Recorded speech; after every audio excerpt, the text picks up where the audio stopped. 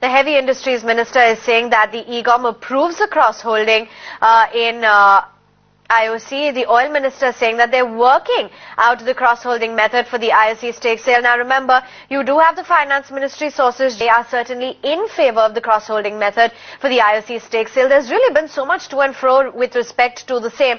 Remember, with IOC expected to make a revenue loss of something like 74,700 crores on the sale of diesel, LPG and kerosene, there was not enough interest among the investor community for the stake sale. On the 9th of January, that was also deferred for the 10% stake sale via an offer for sale due to a lot of opposition, in fact, from the Oil Ministry. And we've in fact got Supriya Srinath standing by with more details regarding the same. Supriya, what are you picking up? No, I mean, I think round two, and in fact the final word on the IOC stake sale has really been of the nodal ministry, which in this case, of course, is Petroleum Ministry. They were opposed to divestment of 10% stake in open market because they believe that the IOC share price is now suppressed, and it's not really reflective of the real value of the company. They proposed cross-holding. The meeting has ended, and the decision really is that the cross-holding norm will be endorsed. Now, how will ONGC and Oil India really pick up the stake? What will be the route they will take? What kind of stake will they pick up is really up to the nodal ministry and the companies to resolve between themselves, which is ONGC, Oil India and IOC. At this moment, the Finance Ministry is very certain they want the money. They haven't, however, had their way as far as the route that they will take to get this money, because right now the Finance Ministry had proposed that they wanted to divest 10% stake in the Oil Maharatna. That's not happening right now.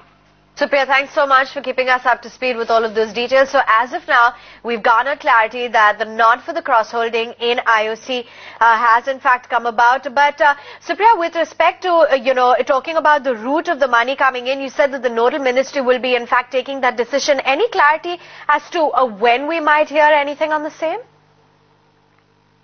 I think it will be a matter of a few days, in a week's time, if not a few days, really. The in principle nod is really for a block deal. How will ONGC and Oil India really pick up the stake is the modalities that the nodal ministry, which is of course petroleum in this case, will have to work at. Remember, it is the Petroleum Ministry's word that has really gone through. It was the Petroleum Ministry that wanted all along to go for cross-holding and not sell IOC share in open market through an OFS or an auction route like it has done in other divestment proposals that have really gone through this fiscal. The Finance Ministry is very certain it wants the money. What we've got to wait and watch is what will be the modalities that will work out. IOC stake will be sold via a block deal to ONGC and Oil India. How will that deal come about? At what price will that happen? Is something that we await details on. Let's cut across then to Virappa Moily, the Petroleum Minister, on the same.